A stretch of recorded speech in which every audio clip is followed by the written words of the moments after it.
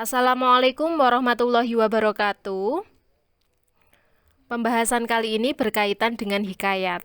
Setelah kalian membaca contoh-contoh dari hikayat, tentu kalian sudah mengetahui apa arti dari hikayat. Nah, hikayat merupakan salah satu contoh budaya Nusantara yang bernilai luhur dan ada sampai sekarang. Hikayat ini termasuk ke dalam cerita rakyat.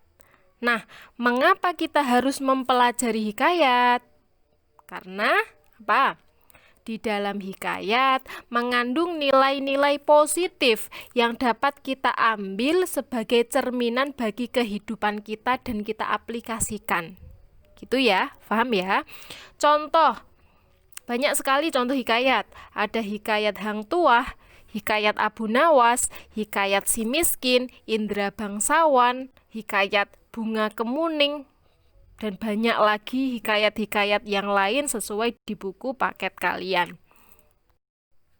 Jadi pengertian dari hikayat merupakan salah satu jenis sastra lama yang berbentuk prosa yang menimba bahannya dari kehidupan raja-raja dan dewa-dewa yang bersifat khayalan, penuh keajaiban, serta menjadi sumber hiburan untuk orang lain. Adapun ciri-cirinya atau karakteristiknya, pertama, kemustahilan. Apa itu? Di dalam hikayat banyak sekali hal yang tidak masuk akal, tidak rasional. Contoh ya, bayi lahir disertai pedang dan panah. Aneh kan ya? Kalau kita pikir secara logika, kayaknya tidak pernah deh ada bayi terus lahir disertai dengan panah dan pedang. Gitu. Jadi tidak masuk akal. Itulah yang dinamakan dengan ciri kemustahilan. Yang kedua, kesaktian. Kata kunci dari sakti, sesuatu yang hanya dapat dilakukan oleh orang tertentu. Bedakan dengan kemustahilan. Kalau mustahil tadi tidak masuk akal. Gitu ya. Contoh, Sahperi mengalahkan Garuda yang mampu merusak sebuah kerajaan. Orang bisa mengalahkan Garuda yang memiliki kekuatan besar.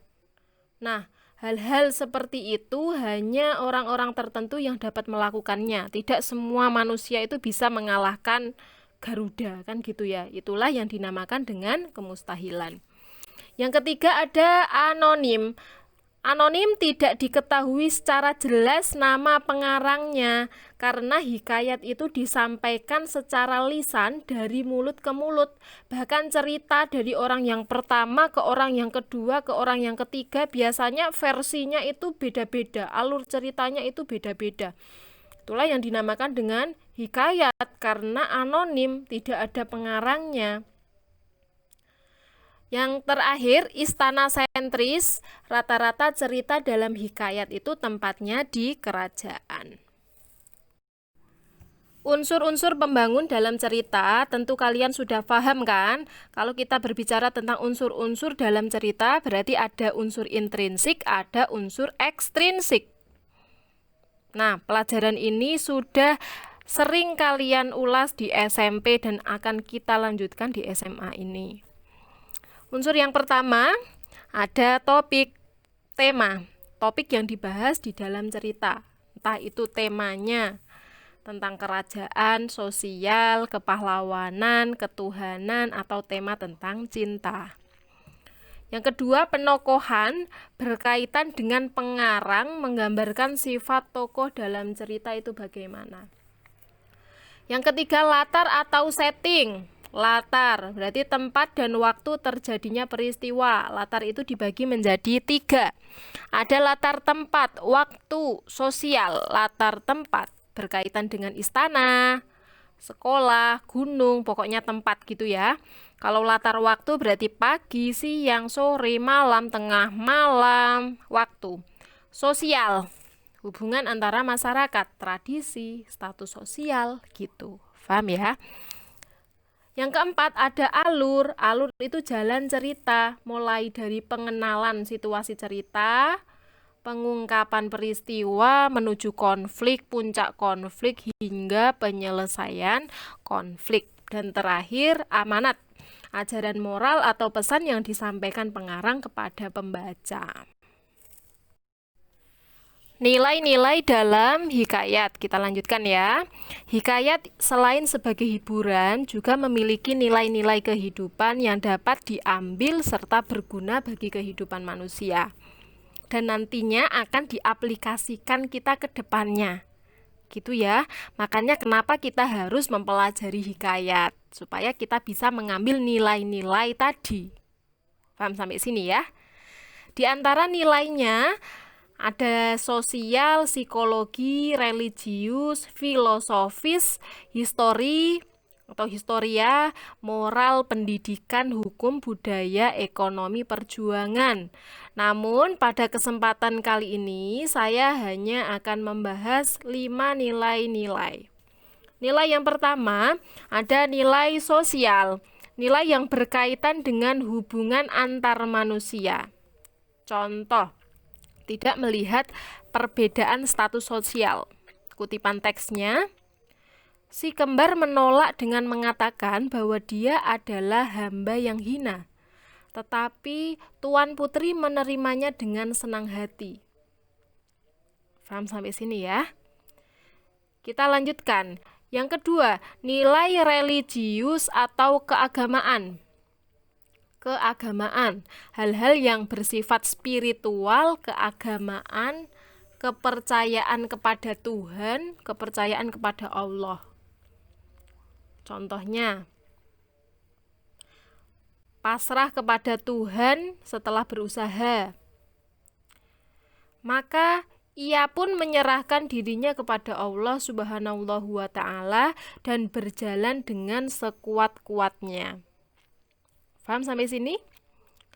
Yang ketiga, nilai moral atau etika.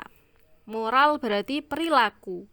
Perilaku manusia dalam berinteraksi dengan kehidupan di sekitarnya. Contoh, tidak mau bekerja keras untuk mendapatkan sesuatu. Kutipannya, Hatta, datanglah 9 orang anak raja meminta susu kambing yang disangkanya susu harimau beranak muda itu. Jadi laki-laki itu langsung minta susu kambing tanpa dia mau berusaha seperti temannya yang lain. Karena ini kutipan, jadi nanti bisa jadi diambil, terus kalian tidak tahu alur ceritanya, jadi bingung ya. Harus membaca keseluruhannya terlebih dahulu, baru kalian paham alur ceritanya, baru kalian bisa menemukan nilai-nilai moral. Yang keempat ada pendidikan atau edukatif, disebut juga didaktik, berkaitan dengan pendidikan atau pengajaran manusia. Contoh, kewajiban belajar ilmu agama sejak dini. Maka Anakanda, baginda yang 2 orang itu pun sampailah usia 7 tahun dan dititahkan mengaji kepada Mu'alim Sufyan. Karena hikayat itu adalah cerita pada zaman dahulu, maka bahasa yang digunakan juga menggunakan bahasa-bahasa arkais. Gitu ya, yang sulit kita pahami karena bahasa tersebut tidak bisa dicari atau didapatkan pada masa sekarang. Yang kelima, ada nilai budaya, nilai yang berhubungan dengan kebiasaan tradisi dalam masyarakat. Contoh, raja ditunjuk berdasarkan keturunan. Dan raja yang memiliki putra lebih dari 1 selalu mencari tahu siapa yang paling gagah dan pantas menjadi penggantinya. Gitu ya.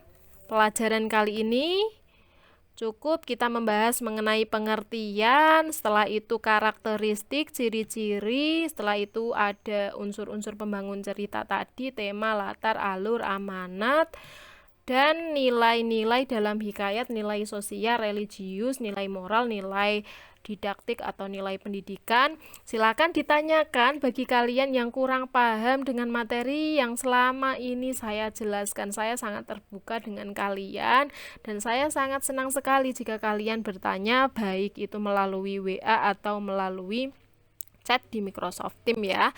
Tapi kadang siswa yang bertanya di grup WA atau melalui Japri WA itu langsung saya balas gitu. Terima kasih, selamat belajar dan jangan lupa bertanya. Wassalamualaikum warahmatullahi wabarakatuh.